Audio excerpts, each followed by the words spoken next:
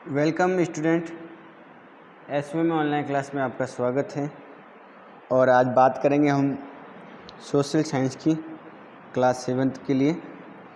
तो class 7th और SST में हिस्ट्री की बात करेंगे। हमने पिछले वीडियो में पढ़ा था कि जनजातियाँ क्या है और उसके बारे में हमने अनेक प्रकार की जनजातियों के बारे में पढ़ा था। जनजाति लोग कौन होते हैं उसकी भी बात कर ली थी। आज बढ़ेंगे हम बदलता समाज, नई जातियाँ, नई श्रेणियों के बारे में। तो हेडिंग हो जाएगी हमारा बदलता समाज, नई जातियाँ, नई जातियाँ और श्रेणियाँ।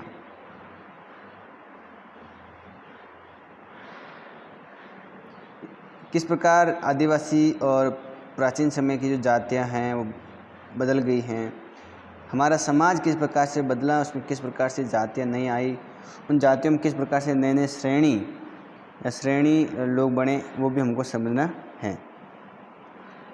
तो हमने इसकी शुरुआत की थी अलग अलग प्रकार से कि प्राचीन समय में अलग अलग जातियों के अनुसार काम है वो सुनार, लोहार अलग अलग लोग करते रहते हैं और अलग अलग वर्ण व्यवस्था के बारे में हमने बात की थी। अगर हम 11वीं और 12वीं सदी की बात करें उसके बाद में आसपास में, तो जो क्षत्रिय वंश थे उस क्षत्रिय वंश के बीच में नए जो राजपूत थे उनकी गोत्र आती जा रही थी, नई गोत्र सामने आ रही थी उभर कर। वे दरअसल एक तो हूण हैं, चंदेल, ये सब राजपूत जातियों की गोत्र हैं। चंदेल, चालुक्य, क्या नाम बताया मैंने, चालुक्य। और इस प्रकार की जो गोत्र हैं वो 11वीं-12वीं सदी के बाद में क्षत्रिय जो वंश राजपूत हैं उनमें इस प्रकार की जो गोत्र हैं वो आती जा रही थी। इसमें से कुछ पहले जनजातियों में आते थे, बाद में बड़ी ताकत बन गई और वो एक बड़े शासक रूप में उभरे और बाद में कई कुल राजपूत मान लिए गए, बल्कि पहले ये जनजाति के रूप में उभर गए आए थे। धीरे धीरे इस प्रकार की जनजातियों ने क्या किया है कि जो बाद में जातियाँ बनी हैं इनकी गोत्र, और उन्होंने राजपूतों की पुराने शासकों की जगह ले ली है। ये ऐसे इलाके हैं जहाँ पर विशेषकर खेती की जाती थी और यहाँ कई तरह के परिवर्तन हो गए, नए प्रकार के राज्य बन रहे थे, उनमें नए प्रकार की शासन व्यवस्था चल रही थी, नए नए शासक बन रहे थे। तो ये भी ध्यान रखना है आपको किस प्रकार से नई नई जनजातियाँ ऊपर रहती हैं। शासकों के रूप में राजपूत गोत्रों के उदय के उदाहरण का जनजातीय लोगों ने अनुसरण किया। मतलब ये हुआ कि जो शासक हैं उन्होंने जिस प्रकार से राजपूत गोत्रों का उदय होना, उनके तहत के द्वारा नई जो जनजातियाँ उन्होंने उनका अनुसरण किया, उनके पीछे पीछे वो बात चली, उनकी बात मानी। धीरे धीरे ब्राह्मणों के समर्थन से कई जनजातियाँ व्यवस्था बन गई। किसकी समर्थन से? ब्राह्मणों के समर्थन की वजह से नई जातियाँ जनजातियाँ बनकर सामने आई और इसमें से जो प्रमुख जनजातियाँ परिवार हैं वो शासक वर्ग में शामिल हो गई और उनकी जो संख्या भी थी बहुसंख्यक थे वो सारे। ऐसी जनजातियाँ बनी जो शासक के रूप में उभरी, उनकी जनसंख्या ज़्यादा थी, उनका समाज की सबसे छोटी जातियों में से जगह भी बना पाई। जैसे अगर बात करें तो पंजाब, सिंध और उत्तर पश्चिमी सरहद की जो प्रभावशाली विशेषकर जनजातियाँ थीं, इस्लाम वो भी धीरे धीरे आगे बढ़ी, उसका भी अपना एक साम्राज्य था और वो भी आगे बढ़ती गई, ये भी ध्यान रखना है आपको। सनातनी हिंदू धर्म के द्वारा प्रस्तावित गैर बराबरी वाली सामाजिक व्यवस्था इन इलाकों में बड़ी रूप से स्वीकार नहीं की गई, क्योंकि लोग अलग जातियों में अलग धर्म में चले जा रहे थे, नई जाति व्यवस्था शुरू हो रही थी, ये भी ध्यान रखना है। जातियों की उत्पत्ति और राज्यों की उत्पत्ति दोनों लगातार होती जा रही थी और समाज में नए नए सामाजिक रूप से बदलाव आते जा रहे थे। तो किसी एक जनजाति के बारे में देखें नज़दीक से, तो वो गौंड जनजाति है। उसकी बात करते हैं। गौंड जनजाति क्या है? गौंड लोग जो गोंडवाना नामक जो विशाल वन प्रदेश है उसमें रहते थे। वन प्रदेश में रहते थे, गोंडवाना वन प्रदेश के अंदर। तो गोंडवाना प्रदेश है, उस गोंडवाना प्रदेश के अंदर एक गौड़ जनजाति रहती थी। वे जो लोग हैं, गोंडवाना प्रदेश में रहने वाली जो जनजाति, गौड़ जनजाति, ये विशेषकर स्थानांतरण कृषि करते थे। कौन सी कृषि? स्थानांतरीय कृषि करते थे। स्थानांतरण कृषि का मतलब ये होता है कि एक जगह से दूसरी जगह जाकर स्थान बदल करके खेती करना। इसको जूमिंग कृषि भी कहते हैं। मतलब क्या होता है कि जैसे जंगल है, यहाँ पर जंगल में पेड़ पौधों को साफ करके खेत साफ कर लिया, खेत बना दिया या खेती की। एक साल बाद इस जगह को छोड़ दिया, जंगल में नई जगह पर नए खेत तैयार कर लिए, जंगल में पेड़ पौधों को हटा करके यहाँ पर साफ़ सफाई करके घास वगैरह जला करके खेत बना दिया। फिर यहाँ फसल उगाई, फिर वापस जगह को छोड़ दिया। नई जगह पर स्थान चेंज करके, स्थान में बदल करके वो खेती करते हैं। जूमिंग, स्थानांतरण कृषि ये करते थे। ये जो गोंडवाना जनजाति हैं, गोंडवाना जनजाति, जो गोंडवाना प्रदेश में रहने वाली जो गौड़ जनजाति हैं, ये छोटे छोटे कुल में रहती थी। छोटे छोटे इनके कुल थे, उसमें रहती थी। प्रत्येक कुल का अपना राजा होता था। गौड़ जनजाति अलग अलग कुल में रहती थी, उन कुलों का अपना अपना क्या हो जाता है, एक राजा या राय होता था। जिस समय दिल्ली के सुल्तानों की ताकत घट रही थी, उसी समय कुछ बड़े गौड़ राज्य छोटे छोटे सरदारों पर हावी होते जा रहे थे। बड़े राज्य छोटे राज्यों पर हावी हो रहे थे। अक्सर ये तो देखा जाता है कि बड़ा कोई साम्राज्य है वो छोटे साम्राज्य को अपने अंडर में मिला देता। ये तो एक इनकी प्राचीन समय में राजाओं की नीति थी, साम्राज्य विस्तारवादी नीति थी। ये ध्यान रखना है आपको। अकबर के शासनकाल के एक इतिहास के दौर में देखें तो उसमें ग्रंथ है अकबरनामा, और अकबरनामा में लिखा हुआ है कि गढ़ कटंगा के गौड़ राज्य में लगभग 70,000 गांव थे। कितने? 70,000 गांव थे। कहाँ पर? जो गढ़ कटंगा क्षेत्र है वहाँ पर। अकबरनामा में इस प्रकार की बातें भी लिखी हुई हैं, ये ध्यान रखना है। इन राज्यों की प्रशासनिक व्यवस्था केंद्रीकृत हो रही थी। राज्य गढ़ में विभाजित होते जा रहे थे और हर गढ़ किसी खास गौड़ कुल के नियंत्रण में था। तो राज्य अलग अलग गढ़ में बट रहे थे और प्रत्येक गढ़ की किसी खास कुल से खास कुल के नियंत्रण में थे। ये ध्यान रखना है आपको। इसके अलावा 84 गाँवों की इकाई भी अलग अलग विभाजित रूप में बटी हुई थी। 84 गाँवों की इकाई मानी जाती थी, जिसको सौराची कहते थे। सौराची हो गया। और सौराची का उप विभाजन बरहोतो में होता था कि बरहोतो हैं, बरहोता या बरहोतो में। इसका मतलब ये वहाँ की ये सब प्रशासनिक व्यवस्था में अलग अलग भागों में विभाजित थे। ये समझना है। हम एक एक चीज़ की बात कर रहे हैं कि किस प्रकार से उस समय प्रशासनिक व्यवस्था थी। और 12-12 गाँवों से बरहोतो में बटा हुआ था।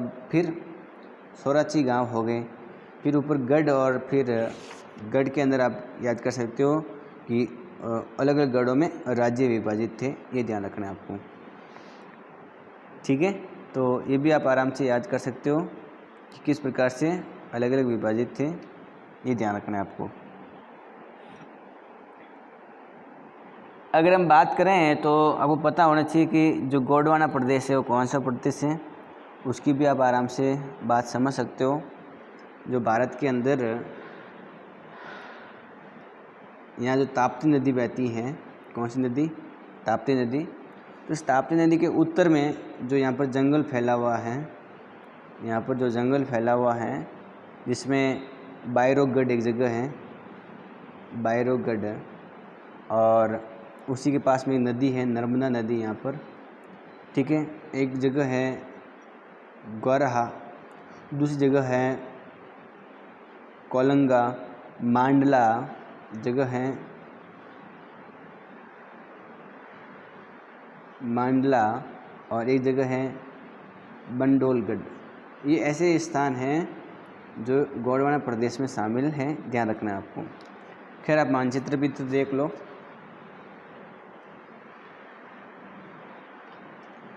ये जो इलाका है ये गोंडवाना प्रदेश से ताप्ती नदी, सूरत इसी नदी के किनारे हैं। नर्मदा नदी जालौर में इसका पानी भी आता है। नर्मदा नदी के जो सरदार सरोवर बांध है, यहाँ पर विश्व की सबसे ऊंची मूर्ति स्टैच्यू ऑफ यूनिटी लगी हुई है। तो ये जो इलाका है ये और ये ध्यान रखना है आपका, गोंडवाना प्रदेश है। तो ये जो इलाका आपको नज़र आ रहा होगा जिसमें मांडला हो गया, कोलंगा हो गया, गोरा हो गया, बायरोगढ़ हो गया, चारोरागढ़ हो गया, ठीक है, बंडोलगढ़ हो गया, ये सब कहाँ हैं ये तो आप जानते होंगे।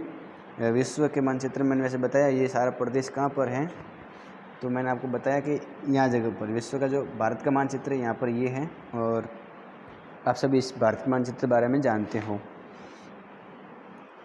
तो ये बात आपको ध्यान में रखनी है। बड़े राज्यों के उदय ने गौड़ समाज के अंदर कुछ परिवर्तन लाया। धीरे धीरे समाज आगे बढ़ता जा रहा था, समाज में असमानताएं फैलती जा रही थी। दरअसल ब्राह्मण लोगों ने गौड़ राजाओं से अनुदान में भूमि प्राप्त कर ली थी, क्योंकि ये जो गौड़ समुदाय है वो आगे बढ़ रहा था, धीरे धीरे प्रभावशाली होते जा रहे थे, और अब गौड़ सरदारों को अब राजपूतों के रूप में मान्यता दी जाने लगी, इस प्रकार से प्रभावशाली के तरीकों की वजह से। इसलिए गढ़ कटका के गौड़ राजा अमनदास, कौन से राजा? अमनदास ने संग्राम शाह की उपाधि धारण की थी। तो कौन सी उपाधि धारण की थी? संग्राम शाह की। किसने? अमनदास है। अमनदास कौन है? ये गौड़ राजा है, गौड़ जनजाति का राजा। उसका पुत्र था दलपत, और इस दलपत ने महोबा के राजा जो चंदेल वंश के राजा थे, इस दलपत ने महोबा के जो चंदेल वंश के राजा राजपूत हैं सालबहान, जिनका नाम था सालबहान, इनकी बेटी, इनकी पुत्री के साथ में जिनका नाम था दुर्गावती, उनके साथ में शादी की दलपत ने। इसने शादी की दलपत ने। तो मैंने बताया कि अमनदास ने उपाधि धारण की थी संग्राम शाह की। अमनदास का बेटा दलपत, इसने दुर्गावती से शादी की। दुर्गावती कौन थी? महोबा के जो चंदेल वंश के राजा सालबहान ने उनकी राजकुमारी थी, उनकी बेटी थी, ये ध्यान रखना है आपको। दलपत जो है वो अमनदास का पुत्र था, और इसकी जो मृत्यु है वो बिल्कुल कम उम्र में हो गई थी, और रानी दुर्गावती बहुत योग्य थी वो। उसने अपने 5 साल के पुत्र वीर नारायण के नाम से शासन की कंबार संभाली। इनका बेटा नाम था वीर नारायण, 5 साल का, और इसने फिर संभाली, काम संभाला, राज्य संभाला, और उस समय राज्य का और अधिक विस्तार हुआ, और 1565 में आसिफ खान के नेतृत्व में मुग़ल सेनाओं ने गढ़ कटंगा पर हमला कर दिया। गढ़ कटंगा पर क्या कर लिया? हमला कर लिया, और रानी दुर्गावती ने इसका जमकर सामना किया। उसकी हार हुई। उसने समर्पण की बजाय मरना बेहतर समझा, और उसका पुत्र भी तुरंत बाद लड़ता हुआ मारा गया। इस प्रकार से ये जो वंश है गोंडवाना जनजाति के अंदर, उन वंश की बात आई है हिस्ट्री की, तो ये भी ध्यान रखना है आपको। मध्य प्रदेश में जगह है बस्तर। कौन सा प्रदेश है? बस्तर। और बस्तर के अंदर जो गौड़ जनजाति है उनकी एक दरवाजे पर कुछ खास कलाकारी की हुई है, उस कलाकारी को भी देख लेते हैं। ये दरवाजे पर एक कलाकारी की हुई है बेहतरीन रूप से। देखो दरवाजे पर बनाया हुआ इस प्रकार की डिज़ाइन आपको समझ में आ रही होगी किस प्रकार से। ये जो है बस्तर मध्य प्रदेश में जगह है, वहाँ के एक दरवाजे पर इस प्रकार की डिज़ाइन हमको नज़र आ रही है, पहिए वगैरह नज़र आ रहे होंगे आपको। तो बड़ा महत्वपूर्ण और विशेषकर कला की दृष्टि से भी महत्व है, ये ध्यान रखना है आपको। तो ये जो गढ़ कटंगा का जो वंश था, गौड़ वंश के जो जनजाति यहाँ पर शासन कर रही थी, ख़त्म हो गए और इसने हाथियों को पकड़ने और दूसरे राज्यों पर उनका निर्यात करने के व्यापार से काफ़ी धन कमाया था, हाथियों को बेच करके। ठीक है, जब मुग़लों ने गोंडों को हराया तो उन्होंने लूट में कीमती सिक्के और हाथी ले लिए और उन्होंने राज्य का एक भाग अपने कब्जे में ले लिया। शेष वीर नारायण के चाचा चांदर शाह को दे दिया। ये ध्यान रखना है, किसको दे दिया? चांदर शाह को। इसका मतलब हुआ कि अमन दास का बेटा दलपत, जिनका अमन दास ने कौन सी उपाधि धारण की थी? संग्राम शाह की। दलपत ने शादी की दुर्गावती से। दुर्गावती किसकी बेटी थी? महोबा के राजा, चंदेल वंश के राजा सालबन की शादी हुई और इनका एक बेटा था वीर नारायण 5 साल का, लेकिन कम उम्र में मृत्यु हो गई, लेकिन इसने सारी शासन व्यवस्था संभाली। आसिफ खान के नेतृत्व में मुग़लों ने यहाँ पर आक्रमण किया। दुर्गावती ने मुग़लों का सामना किया, लड़ाई करते हुए ये मारे गए, ये भी मारा गया और अंत में एक छोटे से भूभाग पर तो मुग़लों ने नियंत्रण कर लिया, बाकी जो भाग है वो इसके जो चाचा हैं चांदर शाह को दे दिया। ये ध्यान रखना है आपको, ठीक है। और इस प्रकार से बाद में समय चलता गया और लेकिन अब जो गढ़ कटंगा है काफ़ी कमज़ोर हो गया था और बाद में अधिक शक्तिशाली। बुंदेल और मराठों के खिलाफ उनके संघर्ष असफल रहे, तो इन्होंने बाद में बुंदेल और मराठों के जो खिलाफ संघर्ष किए थे वो भी असफल हुए, क्योंकि बाद में ये बिल्कुल कमज़ोर राज्य हो गया था। ये ध्यान रखना है आपको। इस प्रकार से गौड़ जनजाति की बात आती है, एक महत्वपूर्ण शासक के रूप में हमने पढ़ा। अब बात करेंगे अहोम।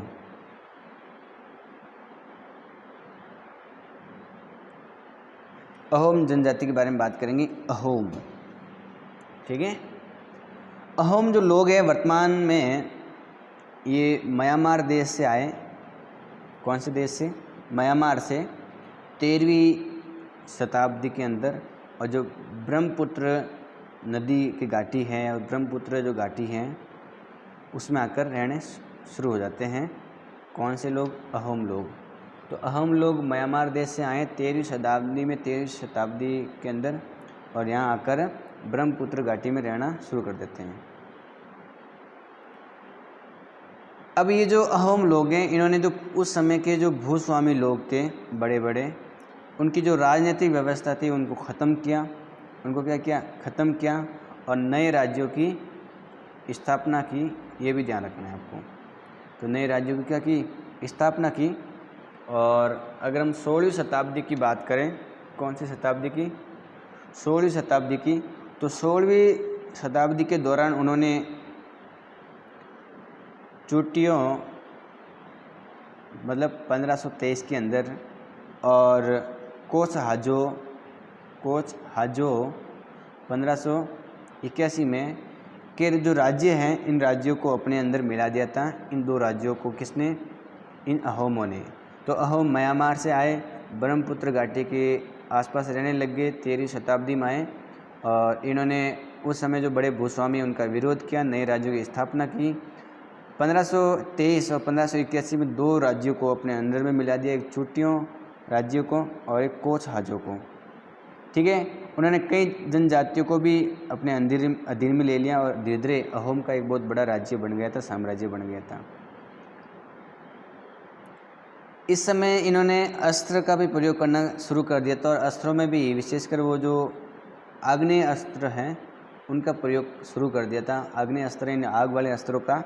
और 1660 तक आते आते इन्होंने बारूद और तोपों का निर्माण भी कर लिया था, उसमें भी सक्षम हो गए थे 1660 के लमसम। तो ये जनजाति काफ़ी विस्तृत थी, महत्वपूर्ण जनजाति है, पूर्वी भारत की जनजातियों में से एक है। लेकिन बाद में अहोम जनजाति के लोगों को दक्षिण और पश्चिम के कई आक्रमणों को झेलना पड़ा। 1662 के अंदर जो मीर जुमला इसके नेतृत्व में मुग़लों ने अहोम राज्यों पर हमला किया। कब? 1662 में मीर जुमला के नेतृत्व में मुग़लों ने यहाँ पर आक्रमण किया। अहोम के लोगों ने बड़ी वीरता से युद्ध में लड़ाई की, लेकिन उनकी पराजय हो गई। अहोम लोगों की क्या हो गई? पराजय हो गई, मतलब हार हो गई। ठीक है, लेकिन उस क्षेत्र पर मुगलों का प्रत्यक्ष नियंत्रण ज़्यादा समय तक नहीं रहा। ऐसा नहीं कि वो सीधे नियंत्रण रूप में रह सके। कहाँ पर दिल्ली में मुगल और कहाँ पर अहोम जनजाति कहाँ हैं वो भी देख लेते हैं। आपको मानचित्र में देखना चाहिए, ध्यान से देखो मानचित्र। भारत का ये पूर्वी मानचित्र है। नेपाल है, भूटान है, ऊपर चीन है। ये जो नदियाँ आ रही है इस प्रकार से, ये आपकी ब्रह्मपुत्र नदी है, या म्यांमार देश है या बांग्लादेश है। तो ये 2-3 जनजातियाँ हैं। ये जो घाटी हैं ब्रह्मपुत्र के आसपास जो लोग हैं वो अहोम जनजाति हैं। तो यहाँ एक जनजाति है मिरिस। कौन सी है? मिरिस। एक जनजाति यहाँ रहती है चुटिया। ठीक है, नागा जनजाति यहाँ रहती है। यहाँ पर गारो, खासी, जयंतिया जनजातियाँ हैं, उनकी पहाड़िया श्रृंखला भी है। फिर है कासारिस, क्या है? कासारिस। और कोच यहाँ है। अहोम ने कोच और चुटिया को अपने अंडर में मिला दिया तो काफ़ी इलाका हो गया था। यहाँ है डपलास। कौन सी जनजाति? डपलास। तो सारी उस समय की प्राचीन जनजातियाँ हैं, उस समय की, ये ध्यान रखना है आपको। तो इसको भी आप अच्छी तरह से समझ सकते हो। अहोम राज्य बेगार पर निर्भर था और राज्य के लिए काफ़ी लोग ज़बरदस्त काम कर रहे थे। तो अहोम राज्य बेगार पर निर्भर था। राज्य के लिए जिन लोगों ने ज़बरदस्त काम किया वे पाइक कहलाते थे। क्या कहलाते थे? पाइक। अहोम राज्य में जनगणना की गई। प्रत्येक गांव अपनी बारी से अपनी निश्चित संख्या में पाइक भेजते थे और जनगणना के बाद सघन आबादी वाले इलाकों में कम लोग रहते थे। इस प्रकार से अहोम जनजाति प्रमुख जनजाति थी। धीरे अहोम कुल टूटते गए। 16वीं 17वीं शताब्दी के बाद में धीरे इनका प्रशासन एकीकृत हो गया था, एक स्थान पर हो गया था। अगर और बात करें तो लगभग सभी वैश्य पुरुष युद्ध के मैदान में अपनी सेवाएं प्रदान करते हैं। इनके ऐसे सिस्टम है प्रशासन की व्यवस्था। बांध सिंचाई की सुविधा भी काफ़ी थी वहाँ पर। लोग चावल की खेती करते हैं अहोर के लोग, और इस प्रकार से अपना जीवन चलाते हैं। दरअसल अहोर समाज अलग अलग कुल में विभाजित है जिनको खेल कहते हैं। क्या कहते हैं? खेल। और वहीं दस्तकारों की बहुत कम जनजातियाँ यहाँ हैं, इसलिए आसपास के जो दस्तकार है वो इस अहोम जनजाति में शामिल हो जाते हैं। एक खेल के नियंत्रण में कई गांव शामिल होते हैं। किसान को अपने ग्राम समुदाय के अधीन ज़मीन दी जाती थी। समुदाय को सहमति के बगैर राजा इसे वापस नहीं ले सकता है। एक सहमति से ज़मीन किसान को दी जाती थी। ये भी ध्यान रखना है आपको, किस प्रकार से आप इस बात को समझ सकते हो। शुरुआत में जो अहोम लोग हैं, अहोम लोग वो अपनी जनजातीय देवताओं की उपासना करते हैं। जनजातीय देवता हैं उनकी उपासना करते हैं, लेकिन 17वीं शताब्दी बाद ब्राह्मणवाद की वजह से उसमें कुछ अलग परिवर्तन होता है। और अगर हम देखें शिव सिंह जो 1714 से 1744 के बीच में था, तो वो हिंदू धर्म वहाँ प्रधान धर्म बन जाता है शिव सिंह के समय। और लेकिन अधिकतर लोग हिंदू धर्म से जुड़ी हुई बातें मानते भी हैं और नहीं भी मानते हैं। तो बहुत बढ़िया समाज था किसका? अहोम समाज का एक ज़बरदस्त समाज था। काफ़ी इसमें कवि अनुदान रहते थे, उनको अनुदान दी जाती थी।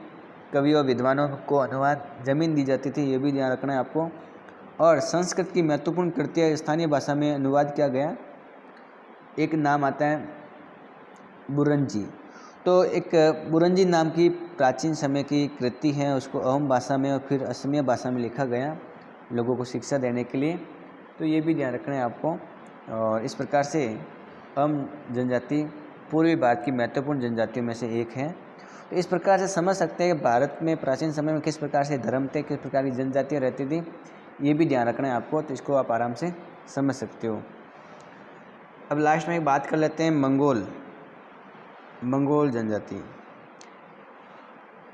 मंगोलिया जो प्रदेश हैं चीन के ऊपर, और मंगोल उस समय की मंगोलिया प्रदेश की एक पशुचारी और शिकारी संग्राहक जनजाति थी मंगोल। वे मध्य एशिया में रहते थे। स्टेपी जो मैदान के घास के मैदान है वहाँ पर स्टेपी कहते हैं उसको, और वन प्रांतों में रहते थे। 1206 में चंगेज़ खान ने 1206 में चंगेज़ खान ने मंगोल और तुर्की जनजाति में एकता पैदा की। तुर्की और मंगोल, तुर्की इधर और मंगोल इधर, एकता पैदा हुई। और अपनी मृत्यु के बाद में वहाँ एक बहुत बड़ा तब तक प्रदेश उन्होंने स्थापित कर लिया था और बड़ा साम्राज्य स्थापित किया जो रूस, पूर्वी यूरोप, चीन के बीच में फैला। मंगोल के पास में एक सेना थी और इस वजह से इनका धार्मिक समूह बढ़ता गया था। तो ये भी जनजाति भारत की महत्वपूर्ण जनजातियों में से है। आप जो मणिपुर की जो नागा जनजाति हैं उनके आप देख सकते हैं कान के आभूषण। ये क्या है? कान के आभूषण है। एक कान में ये, एक कान में। इस प्रकार की जनजातियों के कान के आभूषण है किसके? कबोई नागा जनजाति मणिपुर के। ठीक है, तो ये ध्यान रखना है आपको। और इसी के साथ में आपका लेसन भी हो जाता है पूरा। आप इसको आराम से समझ सकते हो कि किस प्रकार से एक महत्वपूर्ण राज्य था अहोम, हमने उसकी बात कर ली है। ठीक है, तो आज के लिए इस वीडियो में इतना ही। बाकी बात करेंगे अगली वीडियो में। वीडियो को लाइक करें, चैनल को सब्सक्राइब करें और वीडियो को शेयर भी ज़रूर करें।